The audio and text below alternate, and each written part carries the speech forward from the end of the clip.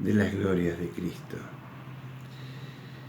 Hoy vamos a ver un pasaje de las Escrituras, 2 de Timoteo, capítulo 2, verso 9. Vamos a ver qué encontramos ahí para nuestra edificación.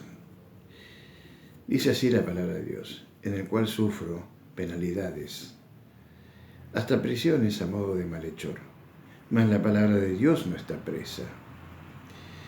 Por tanto, todo lo soporto por amor de los escogidos, para que ellos también obtengan la salvación que es en Cristo Jesús, con gloria eterna. Palabra fiel es esta: si somos muertos con Él, también viviremos con Él. Si sufrimos, también reinaremos con Él.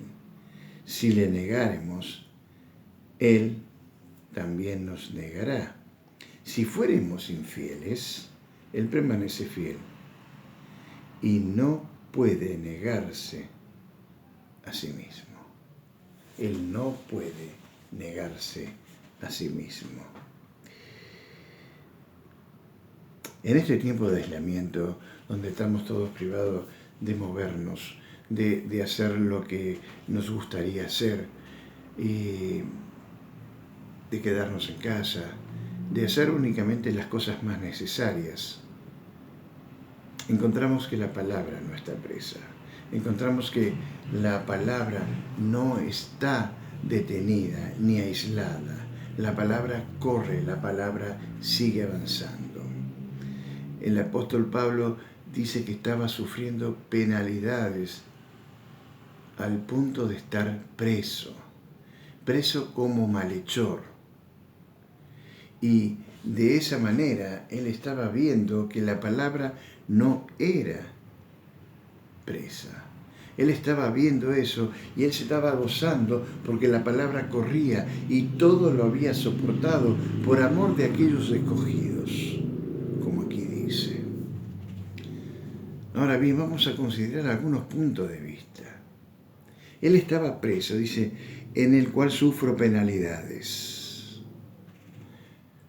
hasta prisiones. En el versículo 16 del capítulo anterior dice: tenga el Señor misericordia de la casa de Onesíforo, porque muchas veces me confortó y no se avergonzó de mis cadenas. ¿Qué nos parece? Hoy en día los oradores, los que dicen algún discurso o hablan o dan discursos de autoayuda o mensajes donde uno se siente edificado, se los tiene por mucha estima. Y aquí tenemos el apóstol Pablo, un personaje de la antigüedad que tenía una oratoria absolutamente sobrenatural y daba referencia a cosas que jamás nadie había escuchado. Más aún, más que Sócrates y Platón y todos los filósofos antiguos de la antigua Grecia, Pablo hablaba de cosas empíricas. Pablo hablaba de las cosas que suceden más allá del sol. Pablo hablaba de las cosas que él había podido ver de alguna manera en el tercer cielo. Aunque dice que el lenguaje que se usaba en aquel lugar no se podía pronunciar en este plano. Lo cierto es que Pablo era una persona entregada por completa a la voz del Espíritu, a la presencia de Dios. Él era una persona entregada a la presencia del Señor Jesucristo y él su vida la ponía en dependencia de Él. Y él decía bien claro: para mí el vivir es Cristo y el morir es ganancia. Pero a pesar de eso, Pablo estaba preso. A pesar de eso, Pablo tenía cadenas. Él sufría penalidades como malhechor, dice aquí. Aquí lo dice bien claro, en el cual sufro penalidades hasta prisiones, como malhechor. El mundo en el que estamos viviendo es un mundo bastante perverso. Está pervertido por doquier, por la fuerza maligna de los demonios y de Satanás. Hoy hablar mal de este santo volumen, de la existencia de Dios, de la vida cristiana piadosa, el hablar mal de los cristianos, el hablar mal de las cristianas, el hablar mal de nuestra doctrina o de nuestro hacer, de nuestro entrar o de nuestro salir, es libertad de expresión. Hoy es libertad de expresión hablar de todas las aberraciones que el mundo hace, que el hombre en el mundo hace. Es libertad de expresión manifestarse a favor de las lesbianas, de los gays, de los transexuales. Hoy es decir que un abortivo o un aborto es natural y es normal porque uno se debe expresar. Pero cuando alguien quiere pretender levantar una letra a favor de lo que dice las Escrituras, a favor de lo que dice el Dios que nos hizo, a favor de lo que dice este santo volumen, ahí nosotros somos intolerables. Y esto que nos pasa a nosotros le pasaba también al apóstol Pablo. Él estaba encerrado como malhechor y realmente los malhechores estaban todos sueltos. Y realmente aquellos que hablaban mal de este evangelio estaban todos sueltos. Para este tiempo, un poquito antes de este tiempo, Nerón había quemado la Roma, había hecho un desastre, había incendiado la Roma. ¿Y qué fue la idea más ilustre de este hombre? La tan maléfica idea, echarle la culpa a los cristianos, como si los cristianos tendríamos en nuestro corazón, en nuestra mente, el estar con antorchas quemando una ciudad. Pero lo peor de todo, que todo el mundo creyó esa mentira. Y por esa mentira, muchos cristianos, judíos y no, tuvieron que correr, desaparecer, moverse. Y el apóstol estaba encarcelado. El apóstol estaba encarcelado. Y el apóstol estaba a la espera de que Nerón le hiciera cortar la cabeza. Pero él estaba gozoso y a pesar de todo encadenado en las prisiones. ¿Por qué? Porque veía que la palabra no estaba presa. Porque veía que la palabra corría, porque veía que la palabra hacía su efecto, porque veía que la palabra hacía conversiones, porque veía que la palabra hacía nuevas criaturas, porque veía que la palabra hacía redención por medio de la sangre preciosa de Cristo. Y dice que lo soportaba todo. No importa. Yo era el predicador número 1, yo era el predicador estrella, el 70% del Nuevo Testamento, querido hermano, querida hermana, está escrito por él. No importa, estoy preso por él. Pero ¿sabes qué? Dice acá, por tanto, todo lo soporto. Todo lo soporto. Esta palabra soportar es la misma palabra que utilizamos hoy para ménsula. Esto no es un soporte de inercia, esto es un soporte de expresión, de fuerza. Una ménsula hace una fuerza necesaria para no dejar caer lo que tiene sosteniendo. Está construida de tal manera que pueda soportar un peso, pero no es un peso inerte, no es una fuerza inerte, es una fuerza sostenida. Y el apóstol tenía una fuerza sostenida en el tiempo, en la cárcel, en las prisiones, con las cadenas, por amor de los que iban a ser salvos.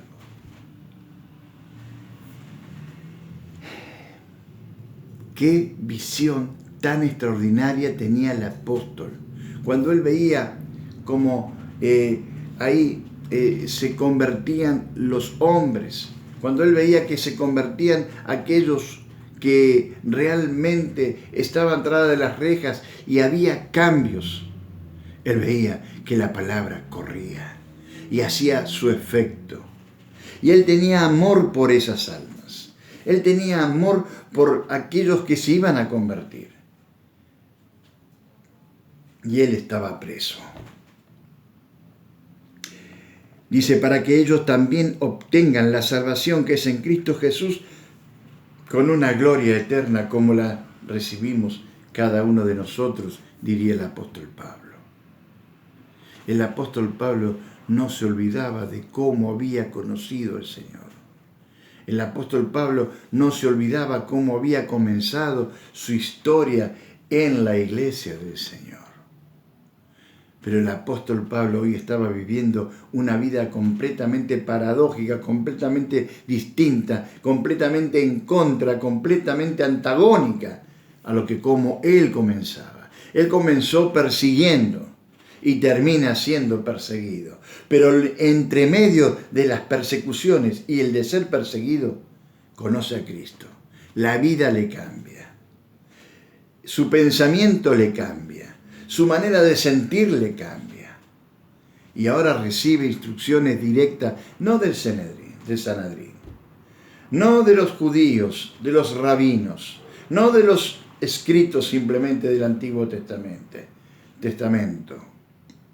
Recibe mandato y obra de Cristo Jesús por medio del Espíritu Santo. ¡Qué maravilla! Y entonces él dice, miren, queridos, yo estoy preso, yo tengo cadena, yo veo que me tratan como a malhechor cuando llevo la palabra de Dios, pero tengan cuidado, porque Dios es solemne, dice, palabra fiel es esta. Dios es fiel, Dios es justo, Dios es equilibrado. Lo que a mí me pase no es cuestión de Dios. Pero lo que le va a suceder a aquellos que no quieran o quieran hacer la voluntad de Dios, ténganlo presente, le va a suceder y les va a caer. Porque aquí tenemos 2 bendiciones y 2 maldiciones. 2 promesas y 2 advertencias. Y tenemos que ser muy serios en esto. Nosotros ahora, en el 2020, estamos en una situación muy distinta a la que vivía Pablo, preso, con cadenas, grilletes y todo esto. Nosotros podemos, de alguna manera, seguimos moviéndonos, estamos en nuestras casas, seguimos haciendo la obra, algunos trabajan, otros hacen lo que tienen que hacer, dentro de los protocolos. Pero dígase, si somos muertos con Él, eso es una promesa, también viviremos con Él. Yo sé, como el mismo apóstol Pedro también en su segunda epístola, capítulo 1, versículo 14, dice, ya sé que estoy para abandonar el cuerpo, dice. Yo sé que pronto estoy para abandonar el cuerpo. Y acá en 2 de Timoteo, capítulo 4 y versículo 8, por lo demás, 6, porque yo ya estoy para ser sacrificado. Las expresiones son parecidas. Ya estos 2 grandes siervos de Dios estaban llegando al final de su vida en este plano. Estaban llegando al fin de su ministerio. Estaban llegando al fin de su trabajo y labor en esta tierra por el Señor. Estaban despidiéndose ya de la congregación presente en aquel tiempo.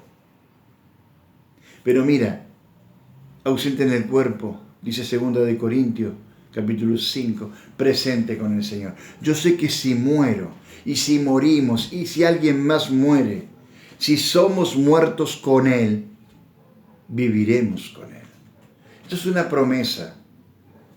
No tenemos que tener miedo a la muerte, por más que esta muerte tenga la situación que tenga. Hace 3 años, o un poco más, días además, porque fue el 29 de agosto que me operé, de hace el 17. Mi vida pendía de esa operación. Mis arterias se habían tapado y bueno, no me quedaba otra cosa que ir a la operación. Pero estaba confiado en el Señor. Cuando entro al quirófano le digo, mi cuerpo está en las manos de Dios, hagan con él lo que ustedes saben y han estudiado, pero mi cuerpo está en las manos de Dios. Yo decía, si no me sirve, el día anterior lo dije esto, en oración, si no me sirve mi vida para glorificarte, ¿y para qué la quiero, Señor? ¿Para qué la quiero? Pero sabía que el Señor tiene un propósito. Pero a pesar de eso, esa muerte que hubiera tenido no es la misma muerte que este siervo de Dios tiene y ha tenido, porque Él lo ha hecho, obedeciendo a la palabra y siendo encarcelado por esa obediencia, como a modo de malhechor, como si hubiera hecho malos pasos. Y estaba siendo próximo para ser sacrificado arriba de un leño, atravesado por un hacha en su cuello, que fue así como murió este apóstol. Pero con Él vivirá, con Él viviremos. Si sufrimos, esto ya baja los niveles, esto es algo más normal, el sufrimiento en el cuerpo humano es más normal, a veces el sufrimiento afectivo también, a veces se nos deja solo, se nos hace a un lado, no quieren estar con nosotros porque pensamos diferente, porque vivimos diferente, y en alguna manera también sufrimos emocionalmente, socialmente. Dice, si sufrimos, también reinaremos con Él. Mira, ahí hay un pasaje hermoso en Colosenses que quisiera leerte acerca de esto, de que Colosenses capítulo 3, verso 4.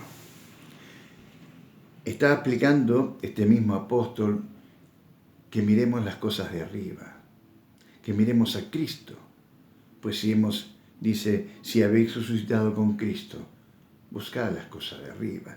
Y en el verso 4 dice, cuando Cristo, vuestra vida, porque Cristo es nuestra vida, se manifieste, o sea, en la segunda venida, cuando Él venga y se manifieste y Él se haga ver con todo poder y gloria, Él se haga ver como dice en Isaías, verán al que traspasaron y harán lamentaciones. Y harán lamentaciones de Él. Vosotros también seréis manifestados con gloria en Él. Si sufrimos aquí, reinaremos con Él.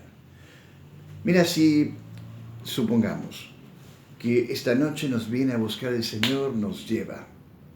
Van a pasar 7 años, peores que esta pandemia, pero van a pasar 7 años.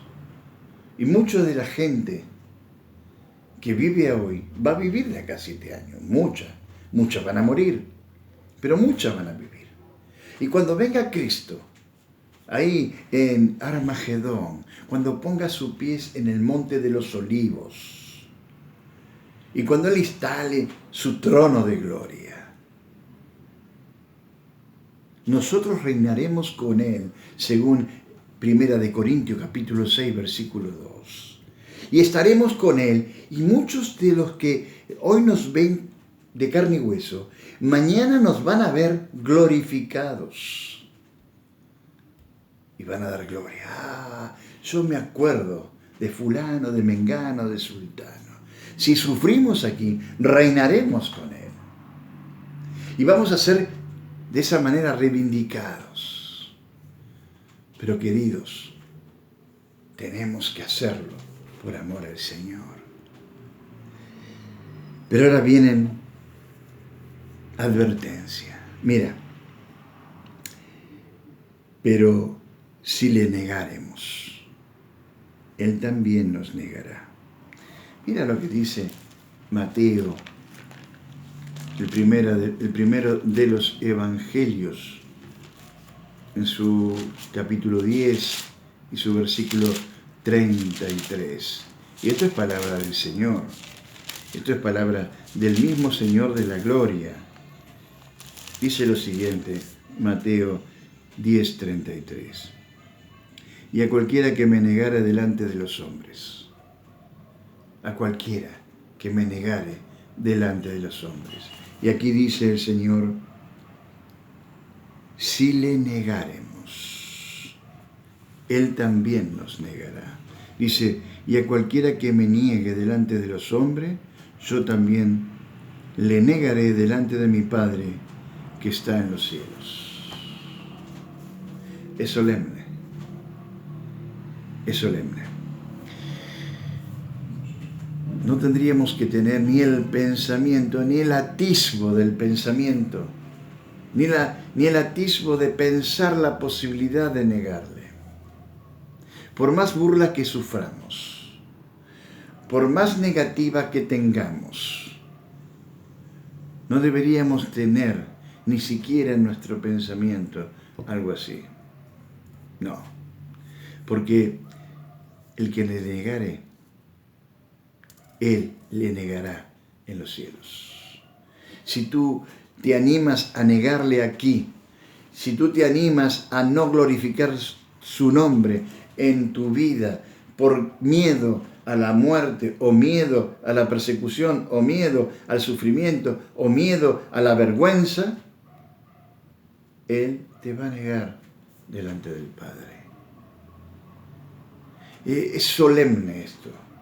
Esta advertencia es solemne, porque mira, como también nos ha prometido las bendiciones que tenemos de ser muertos por Él, viviremos con Él, si sufrimos con Él, reinaremos con Él.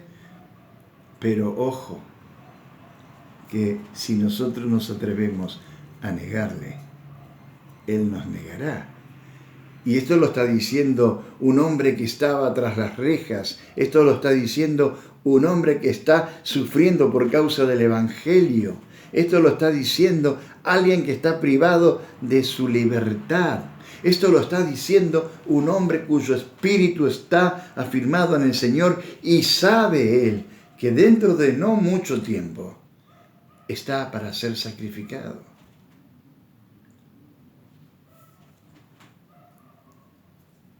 Loweritz, unas semanas antes de morir, hizo una declaración espontánea del Señor y a mí me encantó.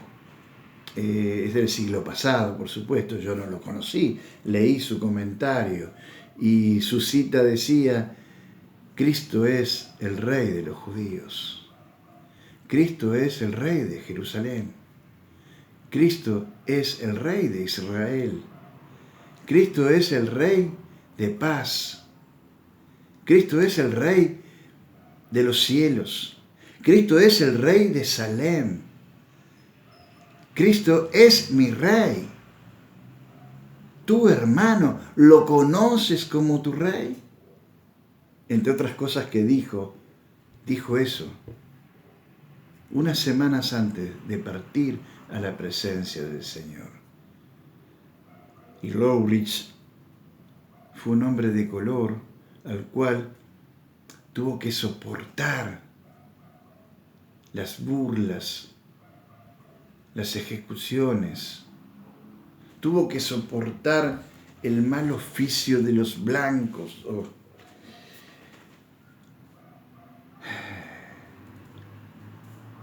Loweritz dio un ejemplo de ser hijo de Dios en la vida. Lo cierto es que Pablo también lo vivió así. Fue su rey. Fue el Rey de reyes y Señor de señores. Así lo escribe Juan en Apocalipsis. Juan estaba desterrado por causa del Evangelio, hermanos. Juan, por no negar el nombre de Cristo, Domiciano lo manda allí a la isla de Patmos. Y en un día, el día del Señor, un día domingo, un primer día de la semana, él ve al Rey de Reyes y Señor de Señores y se postra. Dice que llora amargamente, cae como muerto, capítulo 1. Y el Señor le toca y le dice, no temas. si mueres por mí, vivirás por mí. Si sufres por mí, reinarás por mí. Y Juan tuvo la visión más extraordinaria de lo que es el cielo. Y Juan no solo tuvo la visión más extraordinaria de lo que es el cielo y de los eventos futuros, sino que Juan pudo escribirlo porque la ordenanza de Juan era: ve y escribe, anota. Pero si le negaremos, Él nos negará. Y aquí tenemos el verso 13, la última advertencia. Creo que es un verso tan mal interpretado,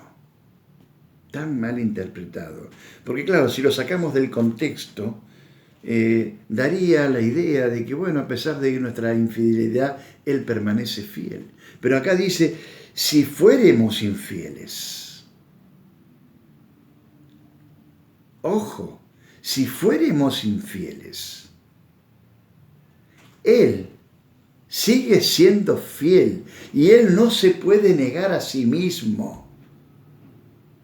Él no puede ser infiel. Pero ojo, que Él sigue siendo lo mismo.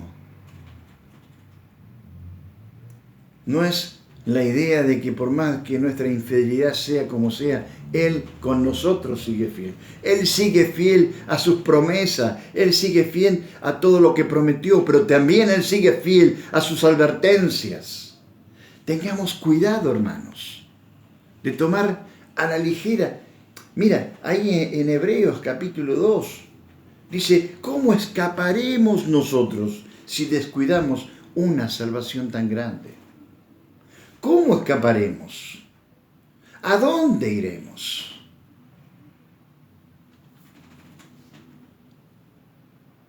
Aquí cuando dice: si fuéramos infieles, no puede decir Él va a ser infiel con nosotros. No puede. Porque Él no puede permanecer infiel. Infiel es Satanás. Él permanece fiel porque es su naturaleza. No se puede negar a sí mismo. Pero ojo, porque esa fidelidad de Él va a hacer caer sobre el infiel su justicia, su rigor, su juicio y su condena. Eso es lo que quiere decir aquí. Aquí no hay una promesa, aquí hay una advertencia. Y Pablo lo conocía bien. Por eso es que Pablo sufre penalidades. Por eso es que Pablo sufre las cadenas. Por eso es que Pablo sufre como a modo de malhechor.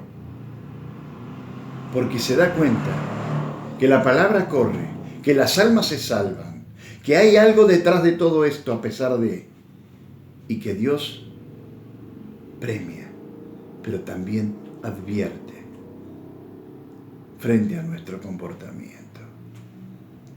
Hermanos, hermanas, deseo de corazón que este breve pensamiento pueda hacerles traer a ustedes una pasión redoblada por nuestro Señor Jesucristo, una pasión redoblada por las almas que se pierden, una pasión redoblada por su palabra, que realmente podamos todos vivir vidas que realmente glorifiquen la vida de Cristo aquí. Y como siempre digo, hay 31.103 versículos en todas las Escrituras. Y hay una partecita de un versículo solo que dice: pasadlo bien. Y no lo dice a modo de libertinaje, sino que lo dice a modo de ser agradable. Disfruten la vida. La vida es hermosa cuando se vive con el Señor. Y entonces, en ese versículo,